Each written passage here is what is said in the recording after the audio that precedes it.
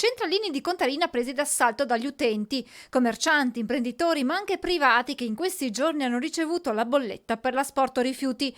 Un onere che in un momento economicamente difficile come questo, con molte attività che sono rimaste chiuse per i lockdown e cittadini rimasti senza stipendio, pesa ancora di più. Il direttore generale di Contarina allora fa subito chiarezza. Abbiamo cominciato l'operazione di spedizione prima che partisse questa emergenza coronavirus e quindi è stato continuato anche perché la società vive ed esegue i servizi su quella che è la bollettazione.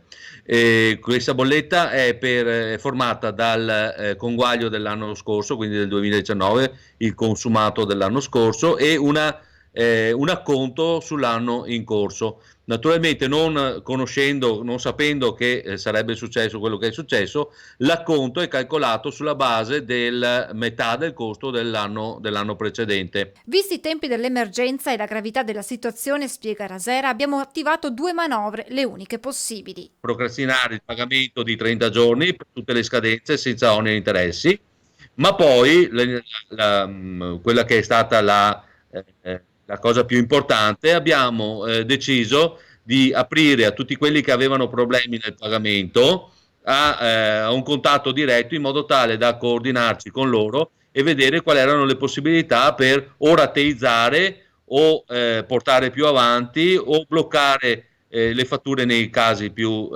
problematici. È necessario, però, continua ancora il direttore, ricevere indicazioni sia dallo Stato che dai comuni che in assemblea approvano la tariffa. Su come applicare quelli che si chiamano sconti, che poi sono riduzioni della tariffa a fronte di una minore produzione, e come applicarli e come coprirli. Teniamo conto che se noi solo eliminiamo la fattura per qualcuno, quella fattura la deve pagare qualcun altro. Se invece c'è un finanziamento che arriva dallo Stato o da altre forme, questa viene completamente ridotta.